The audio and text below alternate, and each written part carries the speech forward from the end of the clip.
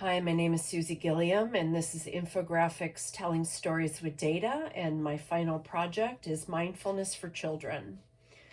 Due to a lack of supportive resources in schools, recent inquiry into critical pedagogy and transformational teaching has inspired an interest in the very pedagogies that foster positive social and emotional learning in children. Raising awareness of social interactions, relationship building, intuitive listening, experiential learning, and education around emotions are just some of the interventions propelling the educational field forward.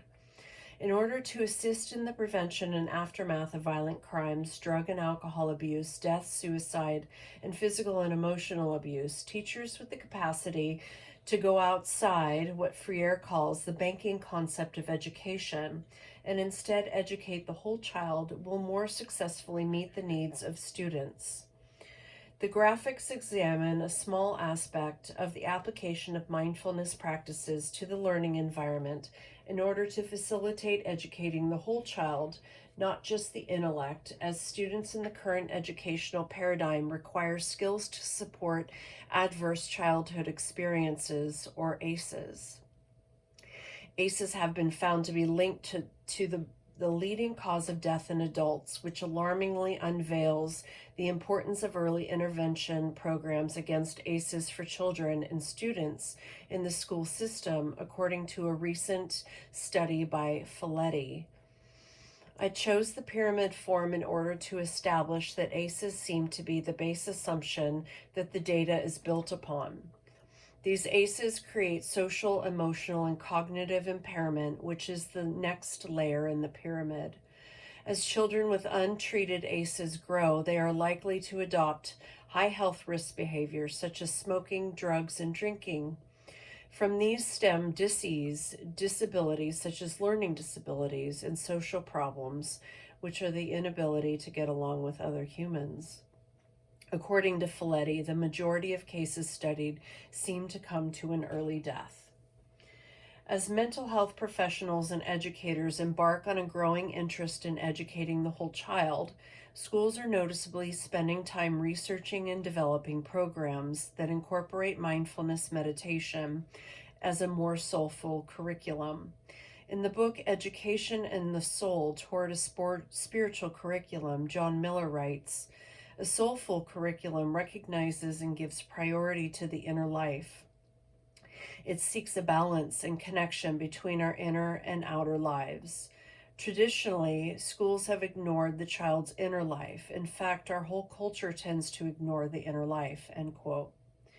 In a world ruled by television, social media, and video games, children may be so easily distracted that they miss opportunities to stay in a state of wonder and awe that comes from existing in an internal state of awareness. Miller goes on to write, "One of the key factors in the development of healthy emotions in inner life is the ability to monitor one's feeling state," end quote. Put another way, it is the ability to pay attention, undistracted attention, to one's thought processes and have the tools necessary to reframe them when necessary instead of going down a negative rabbit hole. Miller suggests that the use of meditation helps humans become more centered in their lives and better able to monitor one's feeling state. Having found myself at the bottom of countless rabbit holes in my lifetime, monitoring the breath, merely one form of mindful meditation, relaxes my nervous system, enables me to focus, and therefore enables me to reach a calm state of being and monitor my feelings. So, what does mindfulness really mean? A journal article by Jay Williams suggests that mindfulness training aims to cultivate an alternative being mode through meditation practices that teach people how to pay open hearted attention to objects in the exterior and interior world as they unfold moment by moment. This explanation to me seems to encapsulate the result of a meditation practice, and it seems that mindfulness practices could be what I personally needed as a child to effectively become mindful of the moment and deal with my own ACEs.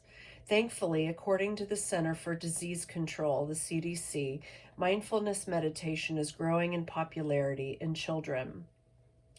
A 2017 report released by the CDC called Use of Yoga, Meditation, and Chiropractors Among U.S. Children aged 4 through 17 years showed that 3.1% of American children in this age category were meditating in 2012. In 2017, this number increased to 8.4%. This represents a sample of the U.S. non-institutionalized civilian population, and the data gathered was based on household interviews.